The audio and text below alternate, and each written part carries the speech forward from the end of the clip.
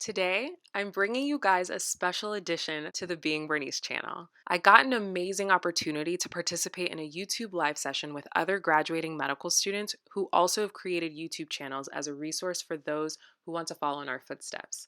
It was such a fun chat where we discussed the highs and lows of the journeys that have brought us to this point. I hope you enjoy our discussion, and as always, if you haven't yet subscribed, I would love for you to join our Being Bernice community. You can look forward to much more content about my life as a dual medical and graduate school student, and soon enough, my life as a doctor. And please make sure to check out the channels of the other YouTubers featured in this session. I linked them below. I hope you enjoy the chat. Sending love. Bernice. All right. What's up, everybody? Welcome to another Black Kids, White Coats video. This is a pretty special video for several reasons. It's the last installment in our match series, and last but not least, right, we're interviewing and we're speaking and interacting with fellow YouTubers, all who have happened to have matched already into amazing programs. Again, I'm Nelson. You guys know me by now, and I'm going to go ahead and pass it off to Chi-Chi to choose herself. I'm Lillian. Thank you. Every Y'all time. know who she is. Hi guys, I'm Lillian. I am a rising fourth year and I'm one of the co-hosts of the Black Kids White Coats YouTube channel. Hi everyone, I'm Adama. I am a first year intern finishing my first year of residency in Southern California. Right. So let's have our esteemed guests go ahead and introduce themselves. Let's see. Let's go ahead by alphabetical order. So I think Bernice, you're up. Yeah. Hi, everyone. My name is Bernice. I think on the channel, it says Being Bernice, which is the name of my YouTube channel. I am so honored to be here. Thank you for having us. I matched into emergency medicine. I'm going to the University of Chicago, and I went to Emory for medical school. And then also, very similar to Lillian, I also did a master's in the middle. So I did a master's in public policy at Harvard while I was doing medical school. So happy to talk about that. Excellent. Yes. And I believe Helene is next. Yes. So, hey guys, I'm Helene.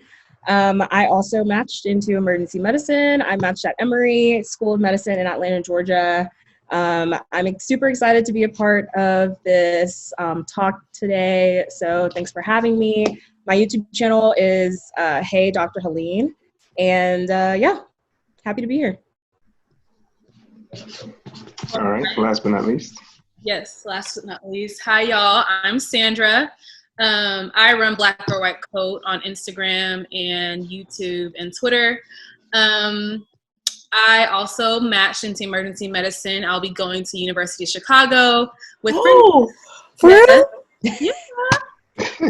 my fellow co-intern. So super excited to make that move. Born and raised in Houston. And looking forward to that. So yeah, I'm here for questions, here for anything. So excited to be here.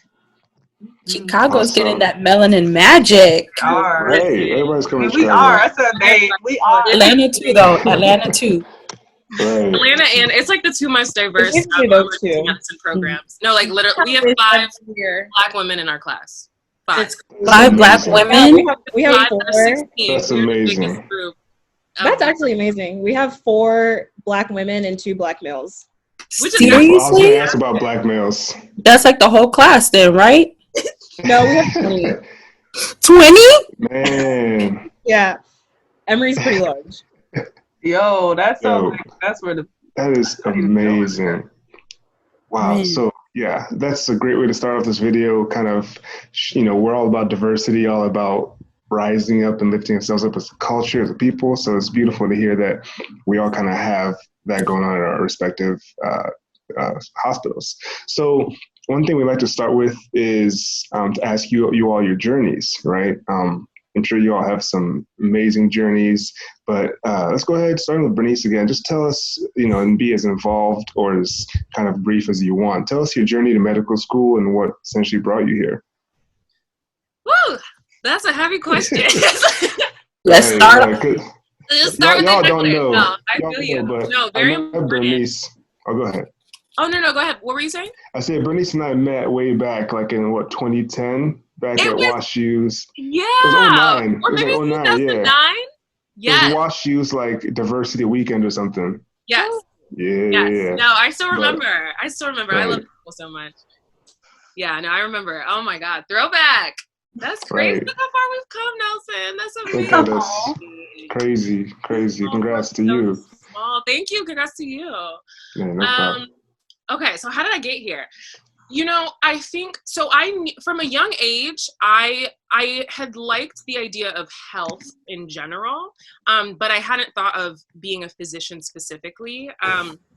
Partially, just like even little things like doing science fair, and just like realizing. I still remember whenever I first started realizing that health and social justice can intersect. It was like this science fair project where I looked at school lunches at different middle schools around my town and realized that the inner city schools had higher obesity rates than like the white suburban schools. And that was, I don't know, I was just like, that's crazy how that happens. But obviously back then you don't have the language of like systemic racism and like historical injustices and how all of those things kind of come together. But I was like, wow, this sounds really interesting. So I had always looked at kind of like, how can I felt like health was like a really tangible way of making a difference. But the idea of being a physician was just really scary to me. I thought it was very long, which is not wrong, and like, difficult and all of these things. But I kind of like had that mindset. So even like going into college, I was doing a lot of things with like HIV advocacy at the time. And then I had done the obesity work before. And then I started doing work with violence against women and those sorts of topics. But then I did a summer program in college. And that was the first time that I had met physicians who were also doing systemic social justice type work. And it seems very silly at the time, but before that, the only doctors I knew were like my family practitioner who saw patients every day, which I think is like a very noble and like very great way of practicing. For me, I had wanted to do kind of like the high level, like systemic policy type work. And I thought I had to choose. So once I did that summer program, that's when I was like, okay, maybe I should look into potentially being a physician and then seeing ways that I can incorporate like policy and that sort of thing into it, like doing the social justice, lifting up Black and brown and poor communities and that sort of thing into my practice.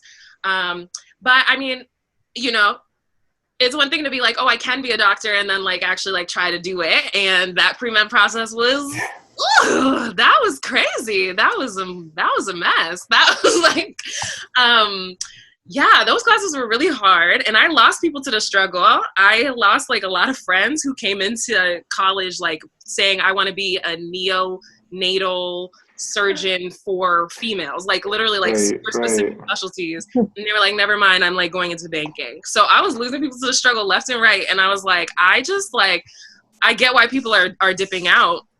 And then it just really came to a head after, in the year after I graduated, I finished the pre-med requirements by force and by fire, but like, it was like, some of it went well, some of it was not as like great as I would have loved for it to be. And I feel like that year was kind of when I hit kind of a roadblock. And actually, interestingly, so my most recent video is like a really deep story. So I won't go super, super deep here because it's like a long story. But basically, I had hit like severe burnout. It was like the only things I could hear were negative talks. People who were like, yeah, I mean, you were like, your resume is impressive, but like, you need to like change this, you need to like redo this. And like, if you do this, then maybe you have a chance here and this. And it just like, I feel like all I could hear were those voices. And I just like had taken on too much, moved to a new city. I was trying to work. I was trying to juggle all of these different things and then like retake the MCAT and do all of these things. And it was so hard. So I almost like just stopped. I like really was on the brink of withdrawing all of my medical school applications at that time and being like, you know what, like, why don't I try something else? Like, why don't I like, maybe I can do like an MBA and PH, or like, maybe I could like look into technology and like ways to do that. Like, I was like really trying to find other ways of doing this because I was like, this is too hard.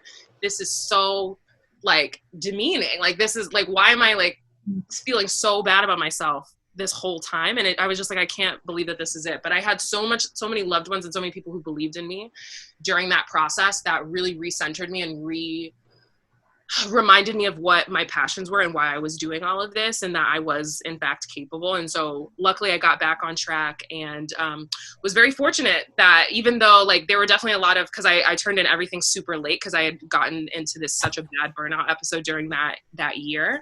But I was really fortunate. I think like somebody dropped some of their interview spots at the end by the time I got my things in, and I got in, and I was just like, I'm going to wow in this interview. Like, you will hear my passion. And it worked out for me. And I ended up at a school where I got to work at a hospital where I saw Black and brown patients, poor patients, and see the resilience of our communities, really be inspired by them, and fell in love with emergency medicine at that time. And now I'm going to Chicago, going to the South Side, which is another place that I feel really passionate about. It's back to my home state of Illinois, and I'm super excited about everything to come. So yeah. Excellent. Helene? Yeah, so for me, my journey to medicine actually started off with me wanting to go into speech pathology. My youngest nephew at the time, he's not my youngest nephew anymore, but at the time, he was diagnosed with autism. And so for me, I was like, oh, then I want to look into speech pathology and, do something kind of off of that realm. But once I started to explore that field and look into that, I felt too, not broad enough. And I felt like I could do more. I felt like it wasn't necessarily for me. So then I just kind of branched out into, okay, like what can I do within healthcare? And, in that retrospect of helping people. And so when I got to undergrad, I basically just started to look into medicine. I heard pre-med. I was like, oh, that's how people become doctors. Okay, like, let me see what can happen. So I started to shadow some physicians. Started to just volunteer in the hospital, do hospital experiences, work with at-risk youth, work in a nursing home for multiple years, and just see patients that way. So it was just a lot of exploration until what confirmed it for me was when I went on a mission trip to Ghana during my second year, I believe, in undergrad. And that basically confirm I want to become a physician. I want to care for underserved patients.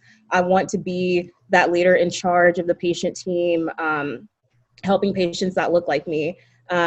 It really just kind of was a turning point in my life, because while I was on that mission trip, I met a patient there who ended up having a stroke, and because of the lack of technology and resources that they had in that area, that patient wasn't able to get the necessary help that he needed. And so he was kind of just in the hospital, just really not getting what he needed.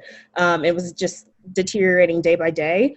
And that really hit home for me, because before I went on that trip, my dad ended up experiencing the same thing. But luckily he was in Texas, and he was able to get an ambulance to the hospital, able to get the help that he needed. And now he is so much better, has worked through, that was a very tough time, but he was around the necessary resources to help him get better. And so to me, I was like, this is my calling. And that basically confirmed that I wanted to do medicine. And so in regards to emergency medicine, I worked as a scribe prior to med school in an emergency room in Houston, Texas. And that's where I got a lot of exposure to just the field itself, to the camaraderie that happens in the ED, to the high acuity of cases, the wide array of pathology that you see, everything I just loved. But when I went to med school, I actually wanted to keep an open mind. So I was like, oh, let me, look into OB, let me look at pediatrics. But, as time went on, I was like, yeah, this is not it. And when I started to go back to explore emergency medicine, I realized that this is exactly what I needed to be doing. This was my, the field that I should pursue. And so here we are, matched at Emory. So very happy. Oh, excellent. Hi, Sandra. But your dad is okay. Yes. Oh, yes. Yeah, Thank goodness. Yeah. But he's great. He's, working full time at his job. He's, so much better. So for me, I don't really remember a time where I didn't want to be a doctor. The only other thing I remember wanting to be when I was younger was an NBA player. And then I realized that to be in the NBA, you had to be a man. So that didn't work out very well. Wasn't a huge fan of the WNBA. So I was like, I guess we just go with this. Word? So if it wasn't the NBA, I was going to be a doctor. And for me, that interest really came about. Both of my parents are Nigerian, as I think everybody's here's parents are. No? Okay. So close. Almost. Close. Where are you from? Really close. Parents are Cameroonian. So, my parents are Cameroonian. Oh, Okay, so West African. West African. So I did first grade in Nigeria. We came back. My mom was newly a single mother. She had me and my brother, who is just a little bit older than me, and she began to work as a respiratory therapist here in Houston. She worked the night shift. She still works the night shift till today. I don't get it, but she's always worked the night shift, and she couldn't afford for us to have a nanny or a babysitter come over overnight. So we would have to go to the hospital with her, and we spent the nights, many nights, in the break room, her break room at the hospital. It wasn't actually a hospital. It was a long-term acute care facility. And I just remember that, and my mom will always tell me that my brother was always the one, like, he was sleeping, he brought his video games, so he would play video games and then go to sleep. I was always the one running around in the halls, playing with the nurses, talking to the patients. I had best friends in the long-term acute care facility, and I was just always intrigued by the setting. And I really want to say that that's where my interest began. That's where my interest in healthcare began. Later on, as Bernice was saying, I just found myself going through school and being interested in sciences, found myself excelling in like biology and like just the basic stuff. And it just more confirmation that this is what I wanted to do, that healthcare is the field that I want to be in. And my mom served a great example for that as well. And so I went to Baylor University for undergrad along with Helene. And I went there for full intention. It's such a small world here. University of Chicago, Right. Baylor, Houston, all that. Okay. Right. So I went to Baylor intentionally pre-med, majored in psychology. And again, it was just more confirmation that I'm going to be a doctor. Like there was just really just nothing else that I could see myself doing. And I know that's like a kind of weird to think about, kind of hard to like really imagine. Like there's just so many so many like possibilities, so many career choices. But my whole academic career, I wanted to be a doctor. And I basically Googled my way through school. I Googled my way through how to do this, how to go to a medical school, how to be a pre-med, what do you have to do here, what do you have to do here, just because I never had mentorship. I never had somebody that looked like me to guide me along the way. I never really had anybody to point me in the direction. My mom could cheer me on. My parents were great cheerleaders, but they had no idea what it took. Like, you know, going to Unilag you can't compare that to going to Baylor University. So I just Googled my way through school. And once I graduated, I actually graduated from Baylor in 3 years. And then I had this unintentional gap year. I was a perfectionist. That unintentional gap year, as sweet as that sounds to other people, that was painful for me. I was like, this isn't part of my plan. Like, this is not what I wrote down on my schedule, because I'm a scheduler. Mm-hmm. And I was like, this is just not what I was supposed to be doing. But anyways, during that time, I found that the best way to make use of that would be to work in Houston at an emergency room as an emergency medicine scribe, same as Helene. And so that's what I did for that time. And then that's what put me onto emergency medicine as a specialty. It was also during that time that, of course, I gained admission to medical school, but then that was when the idea of Black Girl, White Coat was birthed. And that really just came because, like I said, I felt like I didn't have a solid mentor throughout the whole journey. I didn't have an advisor who 100% knew what they were talking about at any time either. I didn't have anybody that could relate to me, you know, or relate to my journey, or could like affirm for me that what I wanted to do, the dreams that I had, that I've been having since childhood, were possible for me. I didn't have anybody in my corner. It was really just me and Google, just trying to make it out here. And somehow I made it. So I was like, this is my opportunity to give back. This is my opportunity to stand in the gap and to be exactly what I needed when I was trying to get through high school and trying to do AP classes and trying to do dual credit classes. And when I was trying to go to Baylor University, a very white school and trying to navigate, you know, the space and trying to navigate and find my way to medical school, when I was trying to navigate what to do during a gap year, like this is my opportunity to use what I've had, the little success that I've had, and give back to the next generation of healthcare professionals. And so that's what started Black Girl White Coat. Started med school here in Houston at University of Texas at Houston, also known as McGovern. And of course, like Helene, I had the whole scribe experience in like my background. I was like, I already know what that is. It's amazing. I loved it. But I'm going to keep an open mind. Let's see. Maybe I do like surgery. Lie. It was a lie. Oh, it was a lie. I played myself. I do not like surgery. I was like, no, I'm not about to be in the OR. Okay, cool. That's fine. What if I like family medicine? What if I like pediatrics? What if I like, you know, this and that? And very slowly, I began to cross things just off the list, one by one. And I would always spend extra time in the emergency room because at my school, it's not a mandatory course that we have to take. So I would have to spend my vacation time or my weekend time going to the ED to shadow as a medical student. And I did it with joy. Like I was happy to spend my time, my free time in the ED. I was happy to spend, extra time shadowing these people and learning from emergency medicine physicians. So that was confirmation for me, further confirmation that this is a specialty that I'm supposed to be going into. And then that leads me here, matched to University of Chicago, where we will be beginning in a couple months. Excellent. So that was a great transition. All you guys had amazing stories, and Sandra transitioned beautifully to our next. Oh, go ahead. Sorry, Emma. I have a quick question for Helene. Totally unrelated. Ghanaian or Nigerian jollof? Nigerian. Okay. Thank you. I went on the. She's Nigerian. But I mean, I went on the mission trip to Ghana because it was an opportunity presented by an organization called Baylor Missions, and it. Like I read about it, I learned about it, I talked to people that went on it before, and I was just like, I want to go on this trip. And the way that you could go on that trip was apply for it and then get accepted. And so that's, I didn't necessarily choose it. It was just an opportunity that was there, and then I went. But I will say I did enjoy the food the whole time I was there. I like food in general. Okay. I heard they put ketchup in their jollof. Yes, I thought you were about to say part of the application process, you have to survive a whole bowl of Ghana jollof. To get admission, you have to eat a whole bowl of jollof rice. And keep it down.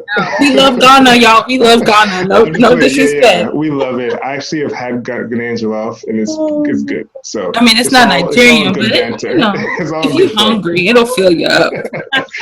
It's all good fun. So okay, sorry. Next question. I feel like Bernice. Did you have something to say, Bernice? Yeah, I just think y'all's fight is always very funny. She's like, leave us out of it. Wait, do y'all have jollof in Cameroon? Of course they do. Cameroon definitely has do. jollof. I love Cameroon jollof, but I actually feel like Senegalese jollof is the best. Oh, I've actually had it as well. I don't. Okay, no. I'm not gonna say that. No. I'm not gonna say that it was the best. Use your words wisely. It was really good. I was. Don't they add like vegetables and stuff in there? And mine, that's where jollof originated, because their language is Wolof. I heard they add all those vegetables. You wouldn't need to add all those vegetables if it was good, but that's none of my business. I can't deal. We all got to get together and do a potluck and decide once and for all. Sorry. Okay. Sorry. No disrespect. Focus. Okay. Oh man, but yeah. So, what's up, Sandra? The people that are watching, they're confused. They're like, "What are they talking about?" Right. I know. Sorry, guys. But so Sandra did lead us beautifully into the next topic, which is, like how did you all start your channels? What motivated you? What have been some highs and lows of your channels? How has it enriched your life and all that jazz? So just talk to us about your channels in general. So go ahead, Bernice. I guess Sandra. Okay, go ahead. Continue. I already talked about why I started it, to fill a gap and to address a need, and just to be, that quote says, "Be who you needed when you were younger." That's exactly why I started it, like point blank. Highs and lows. I think one thing that people starting YouTube channels or any kind of social media platform, one thing that they'll think about or they'll ask me about is, you know, what happens if nobody watches? Or what happens if I don't get the likes? Or what happens if we don't get the support? What happens if nobody wants to watch, nobody wants to tune in, nobody wants to do that? And for me, to be honest, it crossed my mind, but it can't be it can't be what stops you, right? So you have to know your why. So you have to know like exactly what I said I started my channel. I had it written down. I had written down several places. I posted it on Facebook. I told my friends. My brother is a YouTube person as well. And so I told him my plans. Like I vocalized it. I wrote it down. And from there, I was like, I'm not going to stop until like I'm getting resources. I'm getting these things out to people. It doesn't matter who tunes in. It doesn't matter who watches. And I always say on my channel, if this helps at least one person, job done. Like that's it. If it can help one person that was like me, like one student that is just in a sea of people who do not look like them and they're like, what do I do now? If it helps that person and that's it, like that's okay. So I feel like that's definitely a hurdle to overcome for everybody who's starting their own channel or starting their own social media platform campaign or whatever it may be. As far as highs would go, I would definitely say I feel like I've gained a second like family. It's like I have like my immediate family and then like in the bigger circle around it is like my Black Girl White Coat family. And it's people in like the Caribbean, it's people in Australia, South Africa, like Canada. And it's wild that something that started in my apartment living room has reached people all over the world. And we all have something in common, and that's trying to be, you know, the best version of ourselves that we could be and contribute to the greater field of healthcare, especially for underrepresented minorities. So it's crazy that grew out of something so small, just a little dream, a little passion project on the side. So that's the beautiful side of social media and all this YouTube stuff. Mm-hmm. Yeah. Nice. Anybody go ahead. I definitely agree with, I second hand everything Sandra just said. And I'll also add that so I consider myself a very regular student, a regular person. I never see myself as the smartest person in the class or anything like that. But when I was applying for med school and then interviewing for med school and got accepted to med school, I just noticed that people around me would ask me questions about oh, what'd you do to study for this? Or, how'd you interview at this place? And, how has your experience at Morehouse been? And just what'd you put on your application? What things helped you stand out? Just all these kind of questions that I originally was why are people asking me this? I don't feel like I'm the crystal ball that has all the answers or anything. But it just kind of happened. It started to happen more and more. And so I always got back to the people that asked me questions, whether they asked me email or on social media. I always will just answer them. But then I started to realize, why don't I just make a platform where I can answer multiple questions and guide people instead of doing it individually? I can just kind of put it out there for people who didn't have the correct guidance for med school. People will ask me questions that at my school, because Baylor was a very pre-med heavy school, and they kind of really laid it out for you on how to get to med school for the most part. Yeah, I did my own research, but we had a pre-health committee, and a lot of schools don't have that. And so even though my kind of journey to understanding how to get into med school wasn't completely blind, it may be that way for other people. And so I originally had the idea of starting a YouTube channel while I was an undergrad, but I just did not actually do it for those same reasons that Sandra was saying. Oh, what if no one watches it? What if, all these what ifs. But finally, when I got to med school, I was why am I still thinking of this what if? Just do it.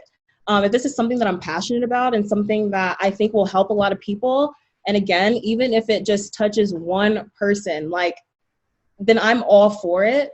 And then also, I just felt at least when I started my channel, there were other YouTubers who also had their channels about med school and stuff, but I felt they only showed the highs of med school and just all the happy times and all the great things that happened. But I was okay, I also want to show like the not so good parts, the times where I am upset, the times where I don't feel motivated, the times where I'm crying. Like, let me actually show the whole 360 of what this journey to medicine is. And so kind of a combination of all those things is why I started my YouTube channel. And so like some of the highs is just that like people trust me and like want to reveal their, because you know, people in medicine, it's like, you know, you don't want to share your scores and you don't want to share your GPA, you don't want to share your stats and all this stuff. But people will literally send me emails of paragraphs. They're like, okay, here's my CV. Like, this is my personal statement. My GPA was a 3.2, like this, and that. I got a 500 flat on the MCAT. Like, these are my extracurriculars. You know, what do you think? Like, can we talk about it and stuff? And I will literally go and look at every single part of their emails and talk with them on the phone if I need to, or type out the entire explanation for them and give them my opinions. And the thing is, if I don't have all the answers, I will go find someone that does. Many people, knowing that I go to Morehouse, because I have shared that on my channel that I attend Morehouse, they'll ask about the master's program. And so I didn't do the master's at Morehouse, so I can lead you to someone and give you the contact information for someone that did do that program. So I just feel like it's just a great avenue to really just give the help to people that are asking for it. And I feel really privileged to be in this position because, you know, I feel like people kind of feel like I'm a very genuine person and they can share those like intimate kind of things about themselves with me and know that I won't use that against them or like use that in a bad way. So it's been really awesome in that sense. And just like being honest about my journey, truly.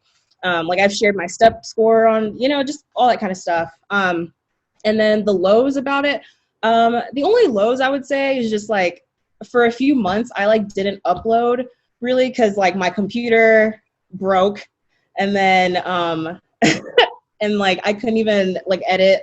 I tried to like learn other software. It just wasn't really working. So I was like, okay, I guess I'm kind of out of the game for a while. And so it just kind of, to me, it seemed like the people that trusted in me, like I kind of just disappeared on them. And like, I just felt like that was, it looked really bad. And I felt bad for like not kind of being there. But once I got my computer situation back, we've been back here putting more videos out, you know, being able to answer people's questions and all that stuff. So I feel like that was kind of the only low because people were like, where are you? But yeah, it's been overwhelmingly great. Good, good. Shout out to your inbox. It's about to be full after this. You're about to get a lot of people calling you about their scores. Yeah, I have a personal statement sitting in my email that I need to go over to. You're a real one. You're a real one. Right. Nice. Okay, Bernice. Yeah. So, I mean, I think a lot was already said. So I definitely echo a lot of what has already been said. I feel like, first of all, I think, you know, Sandra and Helene have been in the game longer than me. So like, even just like, thank you for starting that path. I just started my YouTube channel. It's like towards the end of last year. So it's kind of like a new thing for me, but I think, so there was a few things I had, similar to Helene actually, I'd had the idea to do something like a YouTube channel or maybe a blog or something, just because I too also feel like there is a dearth of mentorship and guidance for a lot of people.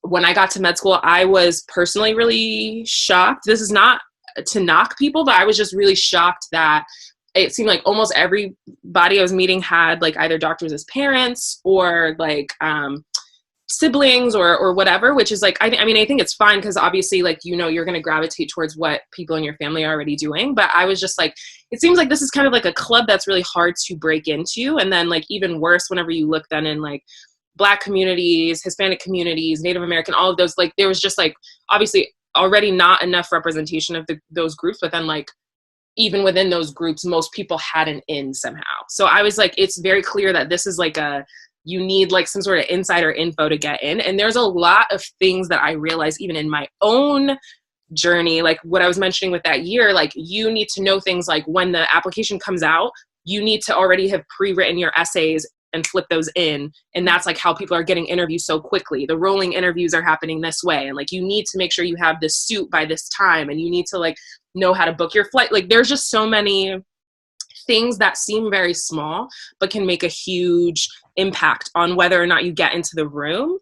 and we need so many more people in the room. So I was just like, why is it that it's so insider? So I was like, I want to build a platform where I make some of this insider information that I've like learned public for people, particularly for people who don't know doctors personally or don't have them in their family or whatever the case is.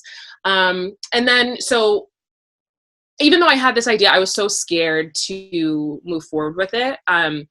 Very unfortunately, at around like middle of last year, I had basically this very traumatic loss that happened in my family. And I think there's a lot that happens with grief, and there's a lot that happens with healing. And one of the things was that I like lived with my sister actually in Chicago that summer, and we were doing a lot of healing together. And I just kept mentioning some of the ideas I had. And I think like whenever you have loss, you're like, well, you know, life is very fragile. Life is very short. And I realized that I'd had a lot of fear around creating that platform and putting myself out there, because I think, you know, you open yourself up for a lot of judgment, and people might not understand your intentions, or they might receive it in certain ways.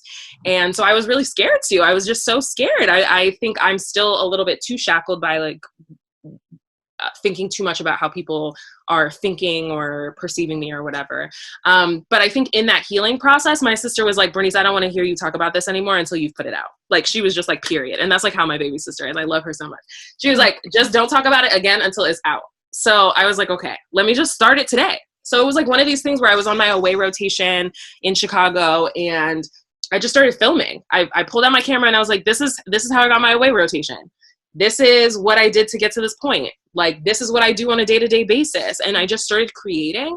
And it was a really liberating process to just realize, like, kind of like what Sandra was saying. Like, I was just like in the room where I was staying and just talking to the camera, and it was really awkward at first, but I was like, okay, I think I'm creating something here that could help maybe some people. And so that's kind of where it started. And I had the first tenet being that I wanted to get insider information to people who don't have access to it otherwise. And then the second tenet I wanted was representation. I know that there are a lot of people who don't think that they've never met a Black female physician or a Black male physician or anybody that looks like them. And so I really wanted the second tenet of my channel to just be like, look, I'm here existing. I have natural hair, and this is how I like do my hair to like exist in the clinic. Like, you know what I mean? Like things like that, and just be like, we exist, we are here, and this is how I'm navigating the space. So with those two tenets, that's kind of how I've been doing my channel. And it's been a really fun avenue. I think the highs are, I've been very surprised to get messages from people just thanking me or being like, you know, you've really inspired me to believe that, you know, I shouldn't give up because of this, or like, oh, I didn't even know about this thing. Like, thanks for that help. And just knowing that even these little things that seem perhaps inconsequential are making a really big difference in people's lives, I think is such a blessing. I think the challenges are, like I said, it is really hard to be vulnerable. It is really hard to relive some of the really toughest times of this process and be honest about those with people. But I've been really pushing myself to say, like, yes, it isn't all roses, and I want to act like I'm like all together and like really killing the game all the time, but like that's not the case. And I've had to go through a lot of hard knocks, but realizing that it's for the purpose of helping people, I think, you know, from the vulnerability piece. And then the other hard thing is, I think, you know, it's you also not getting super caught up in the numbers and like, is this going anywhere? Is this doing anything? I've just been like really careful, and I see a therapist, and my therapist was so great. She said this really amazing thing to me. She was like, Bernice, just serve the platform that you have. Like, at any point in time, serve the platform that you have, whatever that platform looks like. And so that's what I've really been centering as I move forward. So it's been really a blessing. Awesome. Adama, go ahead. You're muted, by the way. I know. I just wanted to touch on what these lovely ladies have said. It's okay not to know something. It's okay to, you know, I know we live in a world, especially in college, where it seems like the gunners are like the people that know everything. They're like, oh, I got like a 529 or a 530 on my MCAT, and I have like 4 letters of recommendation, and my application's already sent.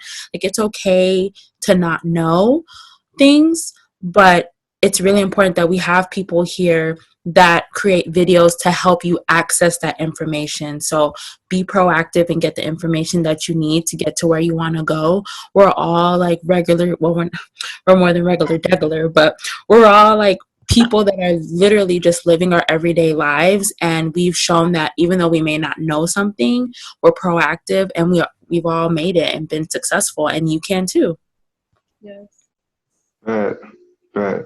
All right. So we all know, med school is not easy, right? Almost all of us have made it through. Shout out Chi Chi next year.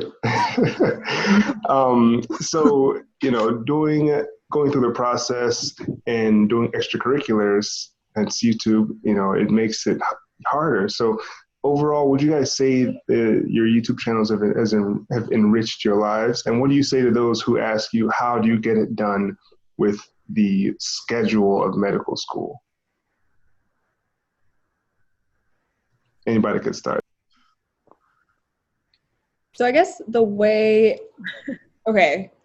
So I don't know if people know this just in general, but YouTube, so you don't have to necessarily make a video every week.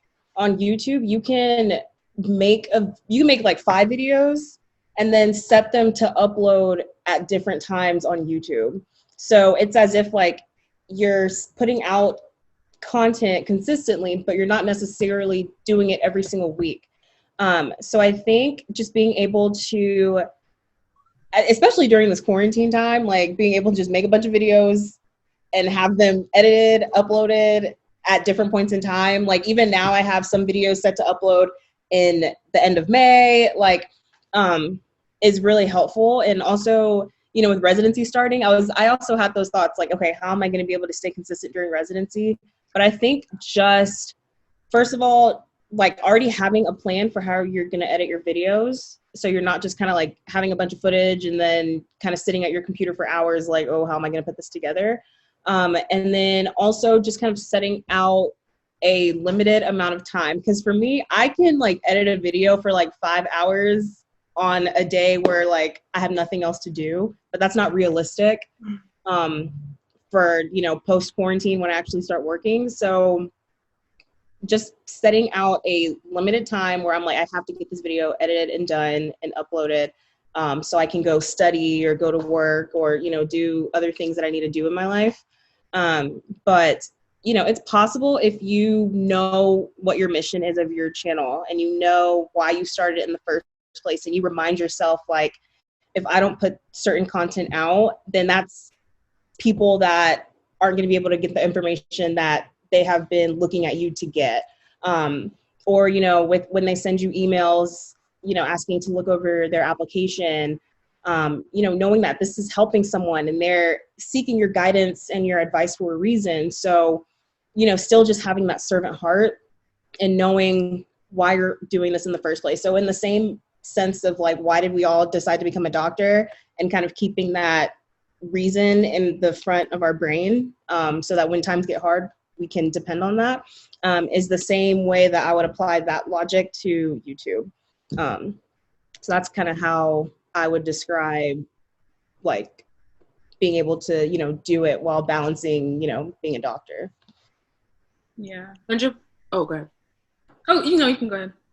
I was just going to say, like, definitely going off of what Helene said, I think the key is absolutely planning, and just like having ideas on deck. So I have like a whole document where I'm like, anytime something comes to my mind of like, oh my God, that is something that could help someone, like, let me just like elaborate on that. I'll just write it down and I have a place.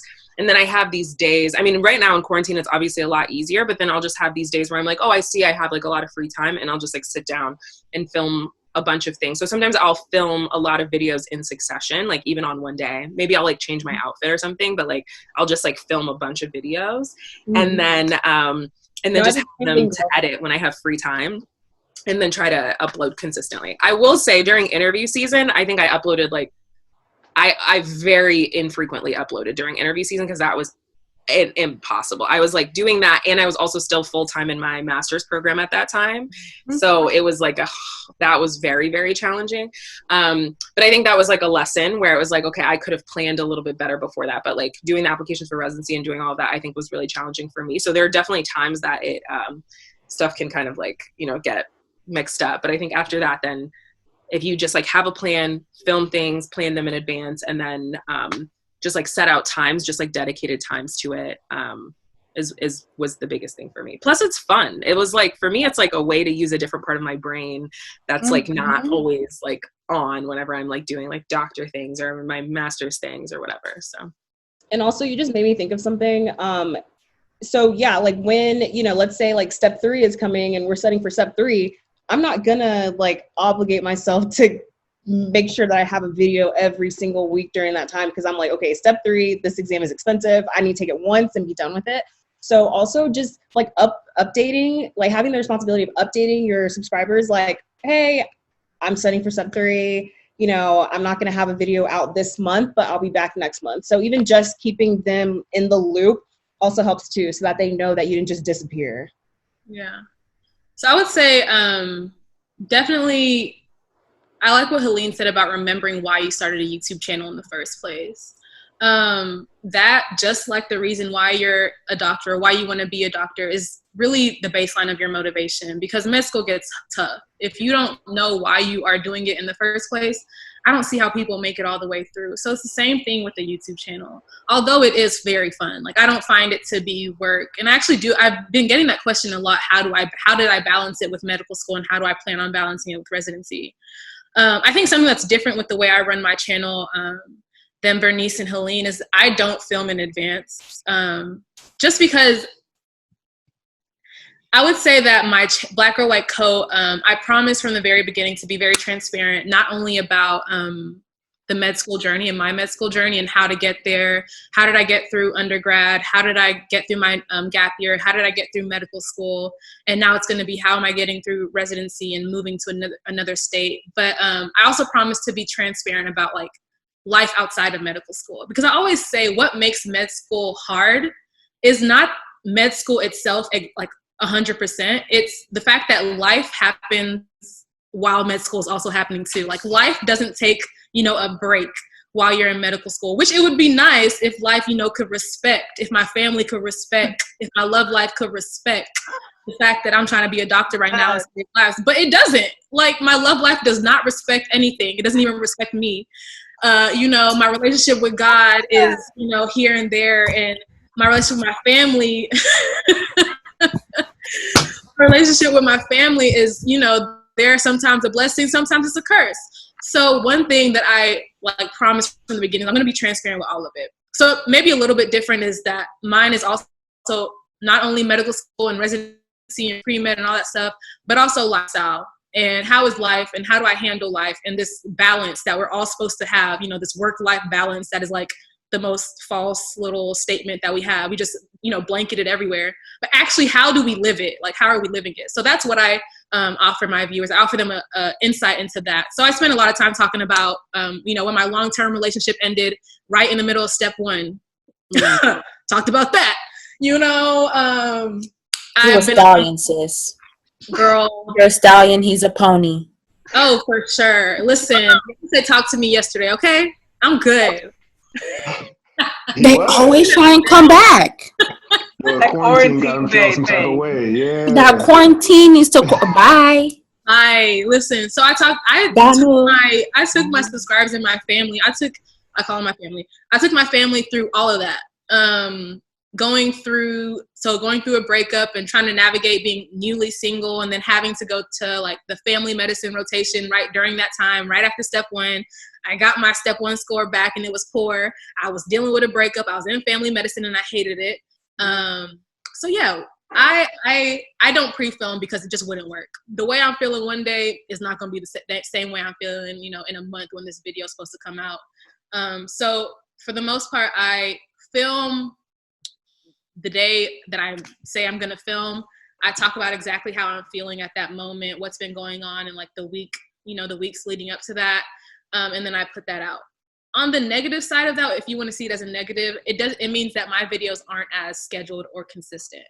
But some of my subscribers do have a problem with that. I, however, do not have a problem with that.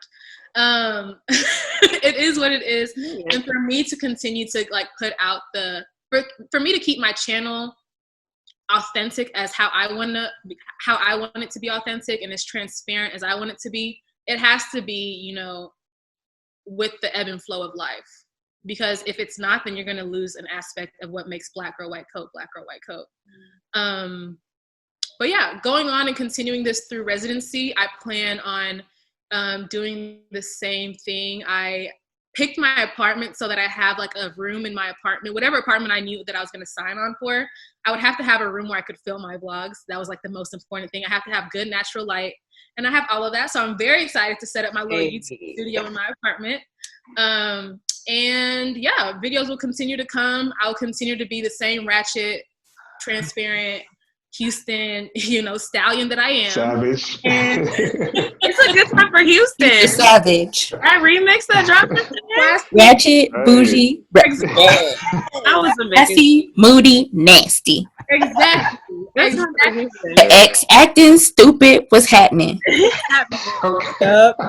So all of that is going to be brought to Chicago, and I'm really excited to continue with my BKWC family. All right, bring that weather too, please. Please do, because I'm tired. Listen. Or you could come to California. No. Nah, that's cool. They ain't got Oh, water yeah.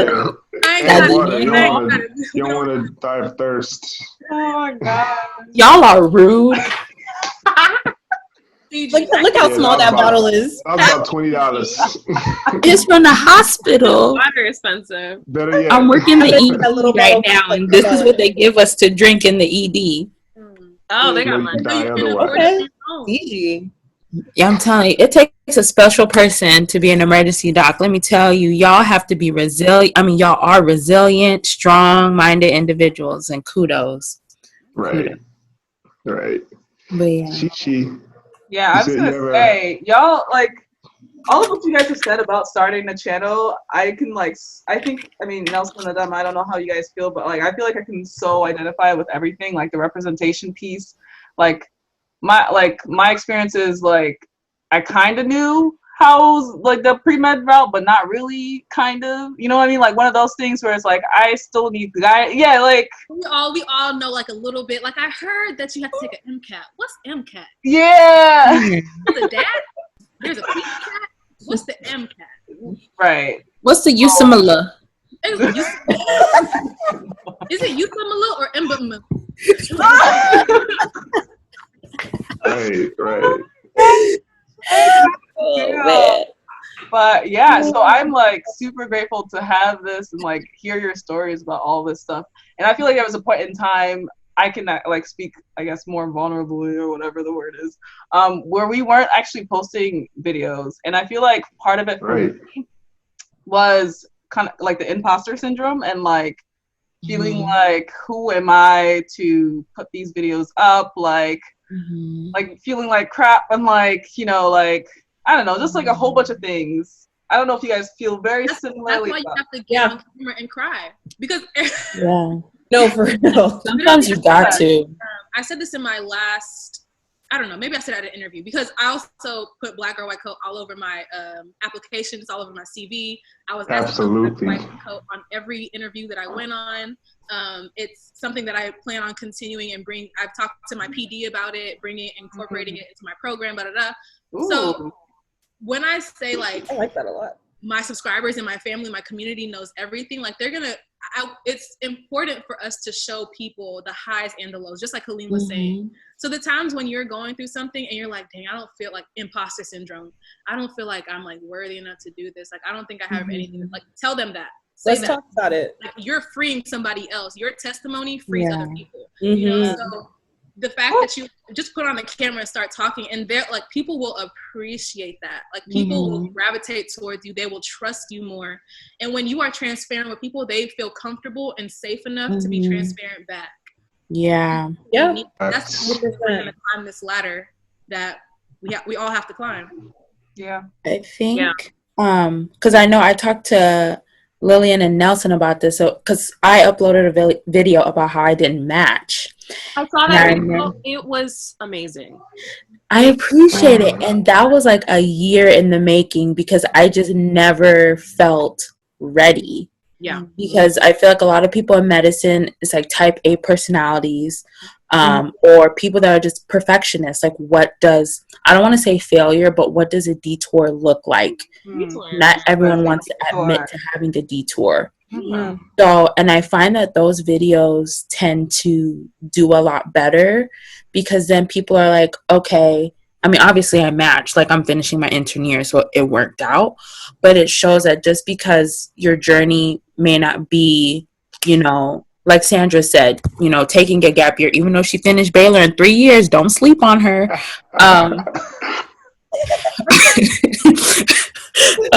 But yeah, just because your journey may not go at your schedule doesn't mean that you're any less successful.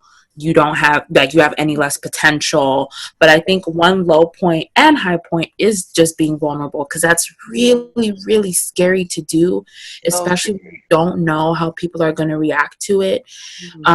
And obviously you are going to get negative comments about people judging, but I do think, like everyone said, for the most part, people really do appreciate it, because they know, even if it doesn't happen to them, that if it does, that life moves on and you're okay. And you continue to make it, and you continue to find, if the first door doesn't open, you can find a window. Hopefully you could crawl through it, but you could find a window.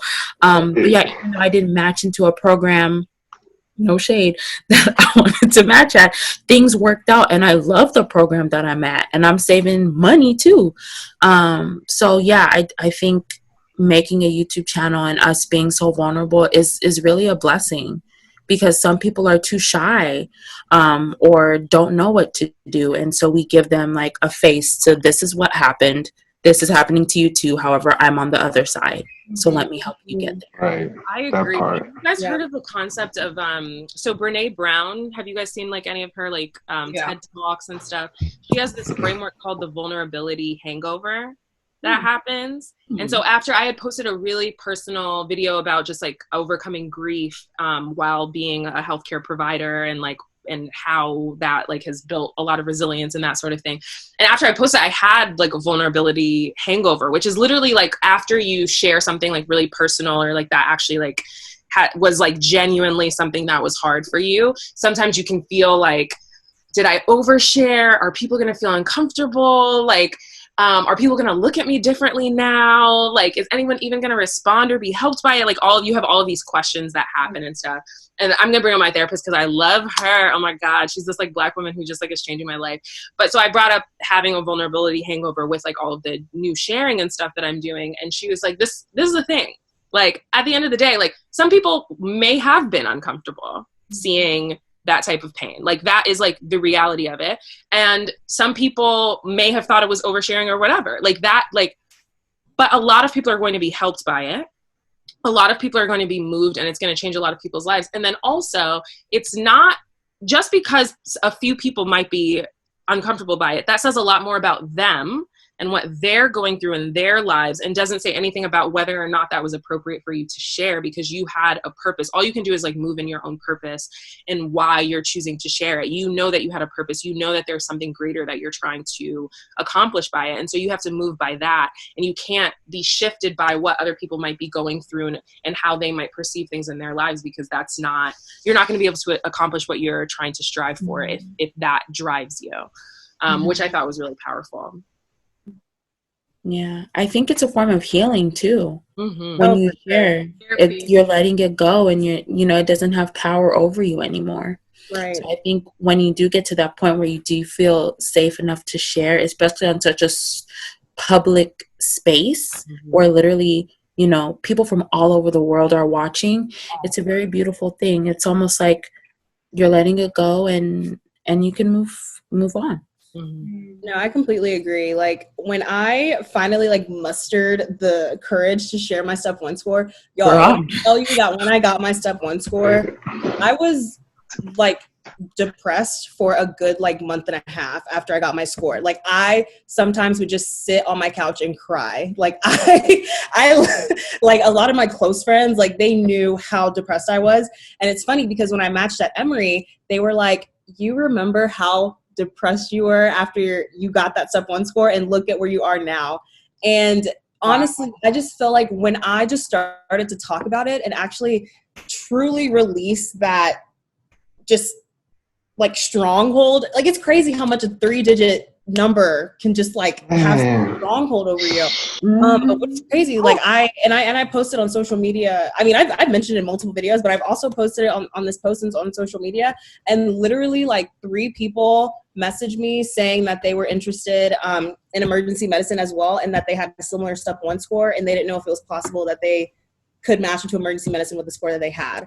And they were just like, they're so grateful that I shared that, because now they can see that if I boost other parts of my application, it's still possible. Mm-hmm. And so I really felt so like happy that I got that feedback from them, and I was able to share with them, you know, other things that I did to help improve my application. But yeah, I definitely agree with also making it very clear that this journey is not a straight line. I don't know how many times I've mentioned that in videos, but I try to make that very clear. Like, what you have written as your plan probably is not going to happen. But the thing is, it was meant to happen that way. And it is perfectly okay that it happened that way, because you probably learned so many lessons and so many things that are going to make you a better physician that you would not have gained otherwise. And so it's just, it truly is like that vulnerability, and being vulnerable in that way. It not only helps us, like you said, but also those who are watching. So completely agree. And that also motivated me to, I don't know. I know I asked Nelson, I think you sent me your testimonial video. Yes. Oh, so I had this, you know, like Bernice was saying, sometimes when you just have these ideas, you just write them down and you just start to gather things for a YouTube video. So like one of my upcoming ones is going to be a medicine testimonial. Oh, Sandra, you also sent a video in too. So I literally just got a med student, because you said because you were a traditionalist. I asked you.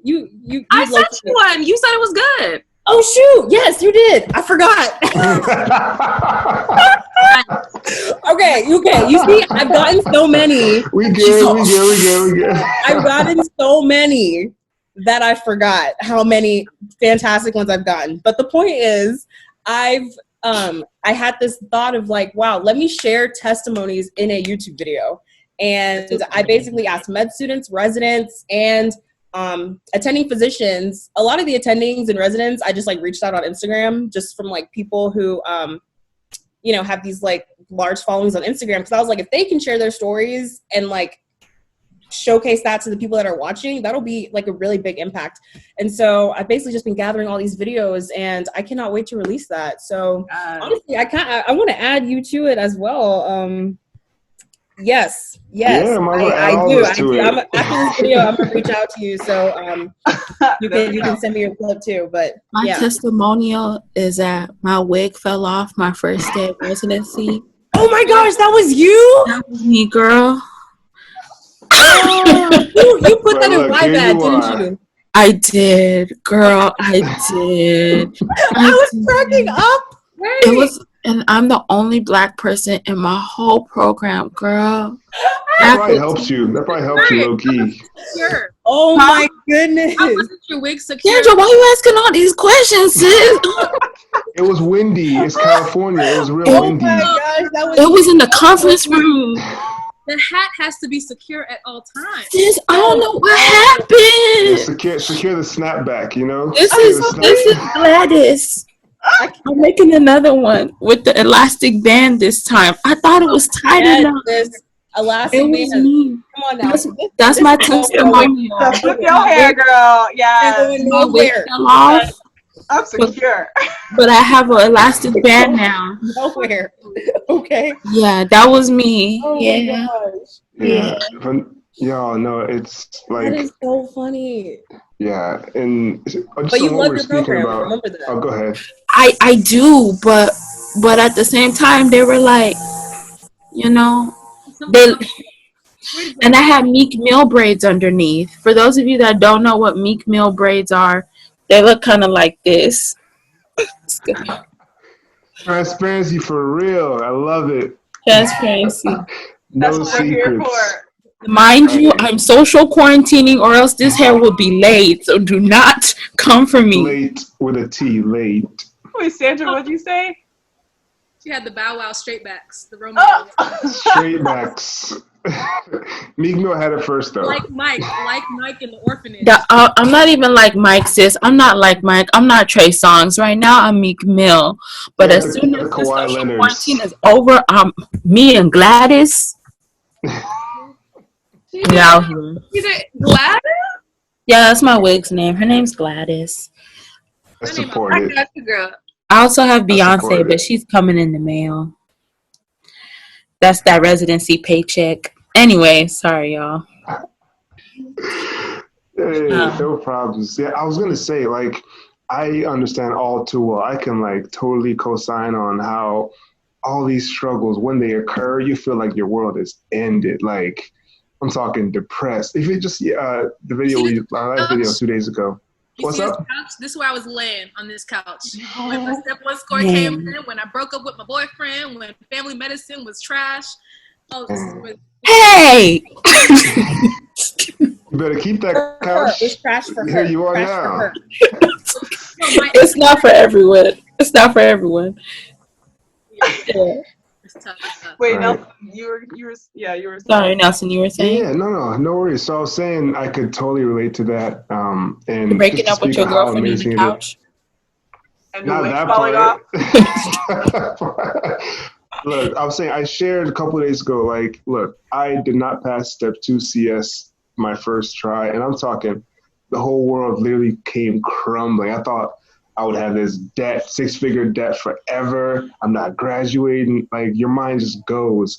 And I can't imagine, I'm still working on how I will make that into a video and show people, because if I had a video that I could go and watch that could say, hey, look, it's going to be okay. Yes. Do this, that, and the other. Like, you can finesse it. I would have been calm, but I was out here stressing for like, X number of weeks. And I was probably depressed, low key. Like, it was a terrible time. So just kind of co-sign what everybody was saying. I think this is a beautiful thing that we're doing and being so transparent. It gets real. Go ahead, Dama. He's still matching to his number one, though. Don't sleep. Right. He's Amen. still matched to number Amen one, to that. not number two, not real, number for 18.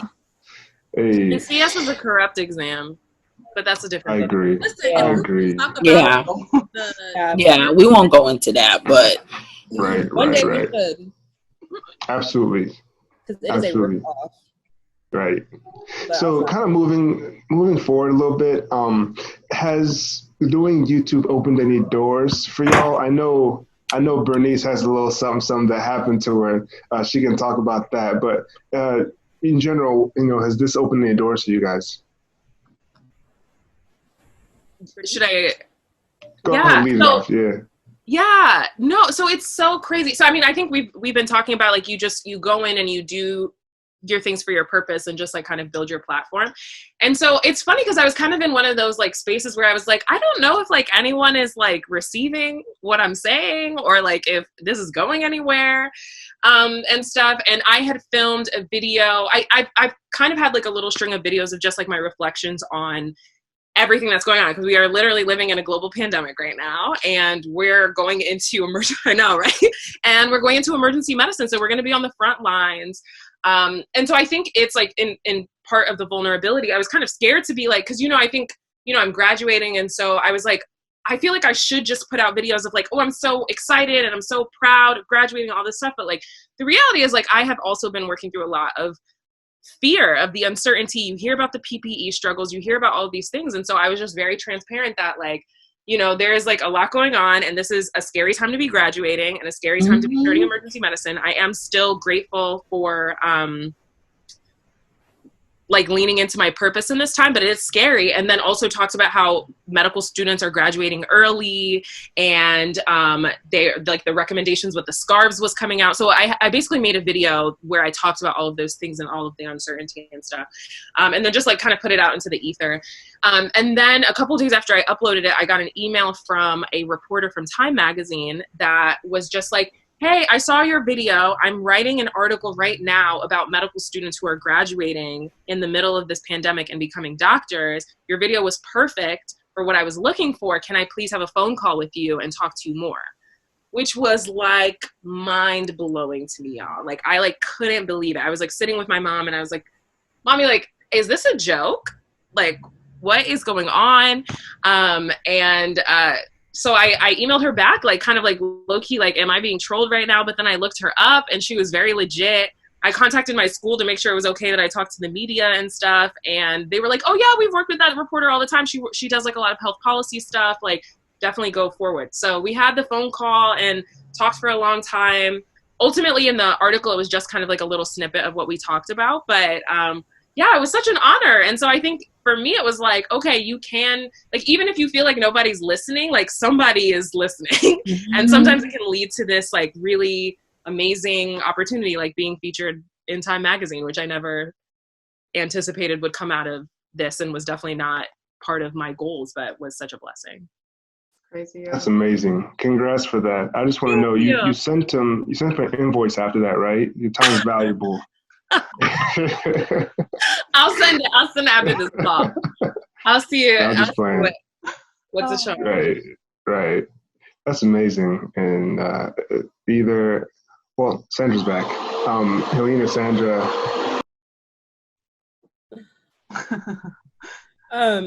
For me, so nothing like being featured in New York Times or anything.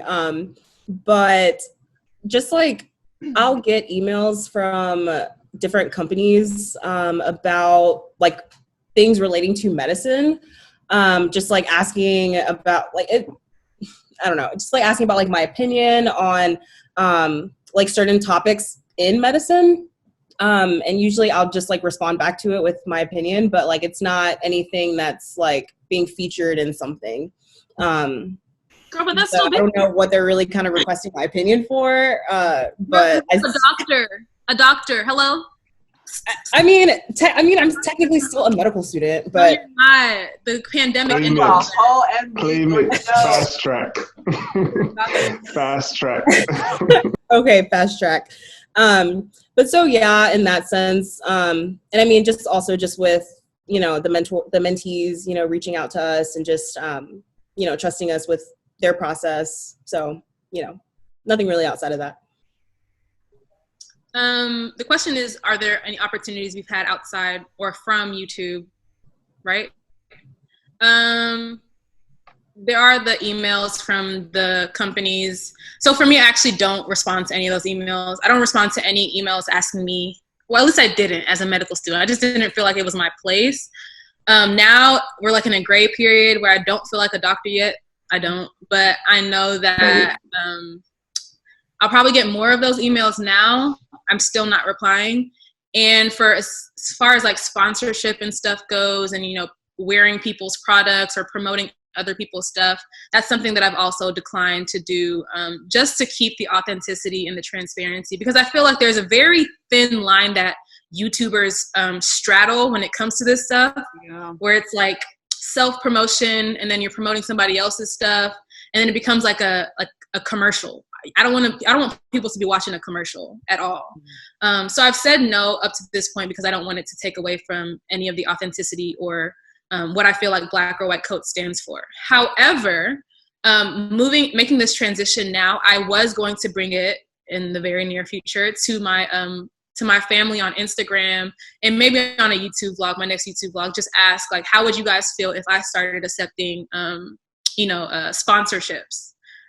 The way that, my viewers can benefit is getting discount codes and stuff like that. But how would they feel? So I definitely want to bring them in and have them involved in it. But for now, I have turned down opportunities like that. Otherwise, as far as like magazines and stories like that, it's all been local Houston stuff, and our medical center magazines and stuff like that. But yeah, otherwise, it's the people I'm meeting that have had the most impact on me. I have a question, because that's something that, like, I feel like we're still discussing, Adama and Nelson too, where we're talking about sponsors, and it's hard because it's like you put in all this time, this effort, and yes, it is definitely fulfilling to touch lives, right? Because we're sharing our advice, sharing our story, but then like there's also the argument that you should be compensated for it as well, and I think that will maybe drive you a little more, but it it gets a little, again, it's that fine line that you're talking about. It's a very fine line, and I've seen it go so wrong, and it breaks my heart, man. Watching these Instagram famous like med students like accept supplements, sponsorships, and then all of a sudden their page like changes, and then I've seen it go so wrong. But then again, you have people like my brother who his whole livelihood is based off of YouTube. Like he's a very successful YouTuber, lifestyle vlogger, has created his own brand from social media, has a whole gym and a whole athletic line and all this stuff from YouTube. It's because shout him out. Shout out his even though he doesn't need me to shout him out, Shally Coker is his name, and he's on Instagram and YouTube as Shally Coker, and he owns Anaka Power. That's him? He owns Anaka Power. That's fine, yeah. Oh, so that's crazy. So listen, do he got some donations? Like, he donates to do sponsorship. Does he have plus sizes? Yeah, okay. His clothes comes in all sizes, for all genders. Didn't he work with Alpha League? That's really cool. Yeah. So Christian has he's strong. He's a strong dude. I watch his stuff. And his sister's strong too. Right. That was assumed. That was straight baseline. So when you see stuff like that happen so close to you, where somebody can be very profitable off of this social media thing. Don't get me wrong. And if you want to do that, I feel like it's okay if you do that. But I have an issue. Ooh, y'all, I get really heated when I talk about this. Get into it. Talking to my little board of directors, because Black Girl White Coat, we going nonprofit. Praise Jesus. Wow. Talking to amen. I was talking to them, and we were talking about another another group of people who are doing this thing that we're doing, underrepresented minority students. Let's help them get to medical school. Let's get them into let's support the next generation. But then they charging Charging for this, and then but the argument is they want to profit off of the services that they're giving. My argument is, if you're gonna do that, then do that and say you're doing that. Like, we are a company here to service you, blank, period. There are people that are gonna want that, and people do want that. People will pay. But if you're saying we're here to help you, we're here for advancement, we're here for to make this a level playing ground for everybody. We understand that this whole medical process is taking money out of our pockets, and we don't have a lot of money to begin with. It's unfair. But then on the back end, you're taking money from me too. I have a problem with that. So it's a very fine line, a very gray area that exists. Yeah. So I definitely invite each of you guys to explore it and to really think about what you want your brand to really stand for. Past today, past right now, past the little $20 that'll come into your bank account. What do you got $20 in your bank account? What do you want that platform to stand for? What do you want your brand to mean? I think it's worth the thought. Yeah, it is. It's deep, absolutely. I'm receiving a lot from this conversation. Yeah. To say thank you. Yeah, it's honestly, it's not going to be received well by all people, but you know what I'm saying? I always been me. Well, I mean, you have to stand for something, right? Absolutely. He's a savage. The hair flip. Jeez. Oh my gosh. Classy, bougie, ratchet. I mean, quote this whole song or number. The whole song. Right. Again. He not acting stupid. What's happening? What's happening? Oh my God. You're going to get a copyright infringement, okay? It's okay. Me and Meg from Houston, so we good. We sisters. No, hey, get her to come on. I know she's not medical, but damn, she can give some. She's in college. She's doing the college thing, and she wants to open a long-term care facility, she said. Wait, what? She said she wants to open a long-term care facility. She's doing like health administration or something. That's what I thought. Really? Yeah, she has a degree in that. Yeah. She's smart. She's in college. We're about to finesse that. She's our next guest. Yes, get mad. So we're gonna talk. You're up. Slide in. I feel like No, but I definitely agree with what Sandra said. Like I agree. I've had brands reach out like, oh, we'll send you our product and you'll make 10% commission with your discount code, blah blah blah. Which I mean, to this time, I've ignored them all. But also, I think just like seeing if you even believe in their brand too. Because okay, yeah, they may pay me, but like if I don't believe in your product, then like who am I to sell it to people that trust me and like that follow my channel if I don't even agree with that, So I feel like that is extremely problematic. But if there's like, figs, like hit me up. That's a little different. That'd be a little different. If you watch it, figs, that'd be a little different. But yeah, I think if it's actually a brand that you believe in and like you agree with their mission, it may be different. But it depends. Oh, that's real. That's real. Because you see kind of these TV doctors, right? And then they're like pushing the supplements and that sort of stuff. And then I've seen some. Go ahead, name them. I can name a couple. I mean, I can name a couple. I can pull out the emails. You already know who I'm talking about. It's said in me and my homegirls. It's really no, that's real. But to your point, Sandra, I have seen. There were some YouTubers because I was like seeing like who's out there, and I was like, and I saw some YouTubers, and they were like literally promoting these supplements and stuff, like some of the teas and all this stuff, and I was like, that stuff is so. Oh no! Dangerous. You're selling diuretics. That's what. Yeah. Deadly, right? So like there is a tremendous responsibility that we take if we get people to trust us and we get vulnerable and then we bring people in. It is very deceitful to then take money from these companies that have only the dollar signs in their mind. They don't care about your subscribers. They don't care about their health and well-being. So you have to keep that in mind. Like I definitely, to your point, Helene, I think there are companies that it could make sense to partner. Like I've seen some very interesting partnerships where like you can get discounts on like study materials and stuff, which like we can go back and like those Amboss ones and stuff. Yeah, and I think that makes a lot of sense. And if you're giving people discounts, like I think that makes sense. But there are definitely some like lethal consequences that can happen with some of these other ones. So.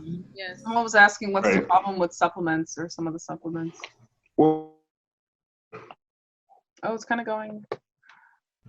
So we can talk, the teas are the most dangerous, and there are cases of people actually dying from them because what it does a lot of times is it makes you have diarrhea or it makes you deplete a lot of your liquids, so you're losing a lot of liquid weight, but then that can have a lot of kind of derangements, a lot of issues with the balance of your nutrients and your electrolytes in your body, which then have further consequences with your muscles, your brain, your lung, all of these other things. And so it has a lot of very negative downstream effects. So just because you're losing the water weight and you look thinner, the other effects are not worth it at all. At all. Yeah. And I've also had a company want me to promote their like protein powders and like those kind of supplements. And I'm just against doing that as well at this point because like I personally don't even use supplements right now myself. So I'm not about to take your supplements and then like advertise them to people if I don't even like have that much experience with them. And I'm not even currently like have that in my regimen or anything like that. So I ignore those as well. Yes. I would definitely encourage people who look like us trying to enter this little field to just think about it like 3 different times because this is at different points, people will use or try to find things to use against you. And this is the last thing that you want them to be able to use. Like, I saw you supported this company that supports genocide in Nigeria, and you didn't know that because you didn't do your research, but you're supporting them. So now we're not going to do this for you. Now we're not going to, just don't set yourself up for that. Just think about it. And you don't need it. Like, all of us here are successful. Our platforms are reaching people in the right way. We are making impacts. We are sharing our testimony and being transparent, and people are benefiting. And that's it.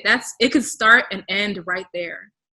Yeah. And the opportunities then go, beyond. So I really love what you said, Sandra, about like looking beyond the immediate. I think sometimes, and it's understandable, but I think sometimes we get really caught up in the instant gratification, but thinking like a lot longer term about what are you doing for society as a whole, and like what are you leaving behind, I think is really important. I love and that. what is your future employer going to see?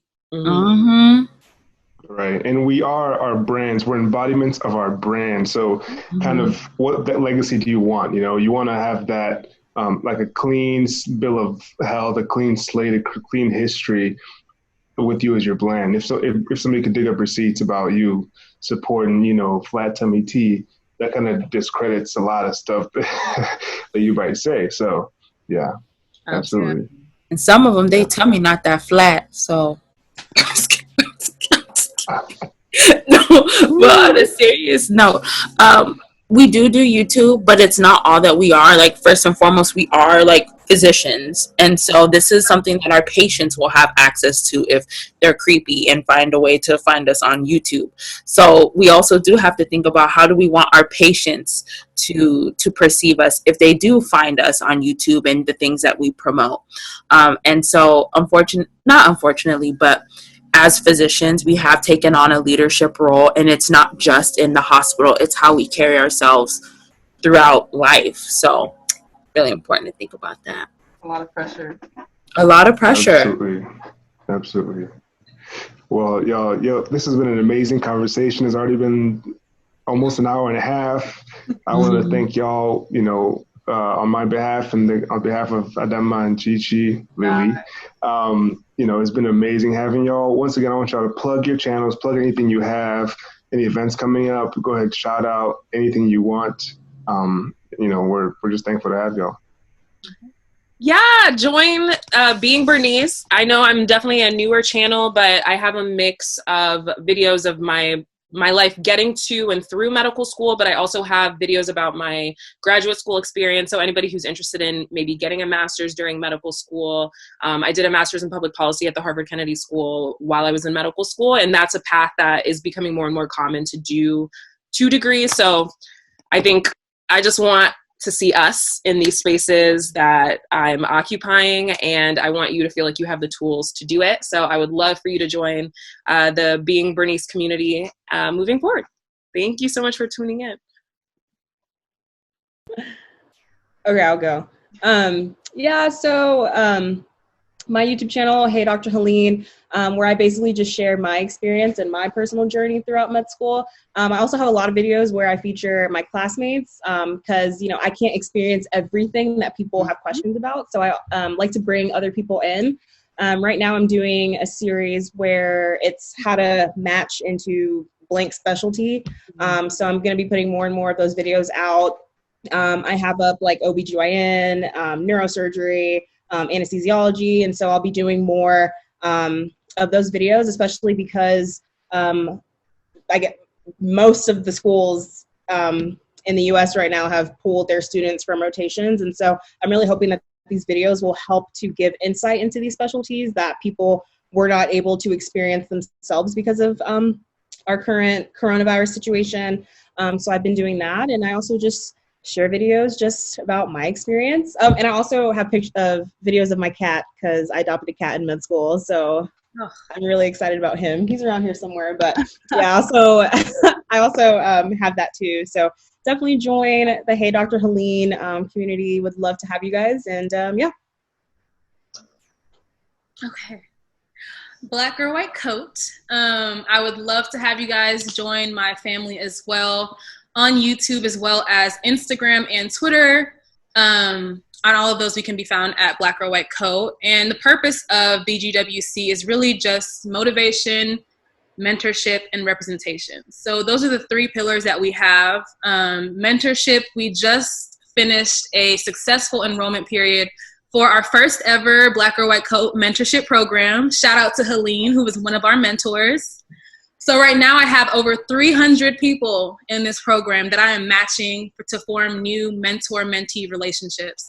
And each of us discussed here how important mentorship is on this journey to healthcare, a healthcare profession. Whether you want to be a nurse, PA, PT, doctor, or whatever it may be, you need a mentor. Yes, you do. If you needed the confirmation, this is it.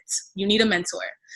So I am here trying to help as best as I can with that. We just finished enrollment for this application season, but another application is going to open up in the fall or winter period. So please be on the lookout for that so that we can hook you up with a mentor and have help you with some guidance, because we are just 3 people here and we can't guide everybody, but we definitely have people and know people who can.